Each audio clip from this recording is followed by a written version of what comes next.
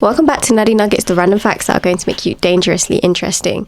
So today we're talking about a war that lasted only 38 minutes, not even exaggerating, it only lasted 38 minutes, and it was between the British Empire and the Sultanate of Zanzibar in 1896. So here's what happened. Zanzibar had a pro-British Sultan on the throne, and everything was running super smooth, and then suddenly he died one morning, and then his cousin literally marched into the palace and locked all the doors and declared himself as the new Sultan. But here's the catch. There was actually a treaty that was signed only a few years before, which said that any new sultan would have to be approved by the British. And Khalid, the cousin, he did not have it. So then the British sent him a message saying, step down or we're basically going to get rid of you. And Khalid replied with a very simple no.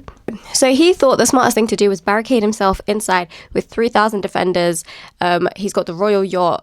He's got a whole bunch of artillery, and he really thought he would be able to hold his ground. But then the British pulled up with warships, marines, and they basically gave him an ultimatum. They said, be out of here by 9 o'clock, please, and thank you. And then at 9:02, the British, they opened fired. And the whole place was made of wood, so I'm sure you can imagine exactly how that went. And literally within minutes, the whole place was destroyed. The royal yachts were sinking, and the Zanzibar flag was shot down, which symbolically means that, you know, the war was already lost. There was literally no chance. This took a few minutes to do this. So Khalid escaped out the back door and he went to the German consulate, and the British, they installed a new sultan who actually followed the treaty, and Zanzibar became a protectorate until the 1960s. And I still think the craziest thing about this whole story is that Britain only had one injury. It was literally one man, a sailor, who bruised his shoulder.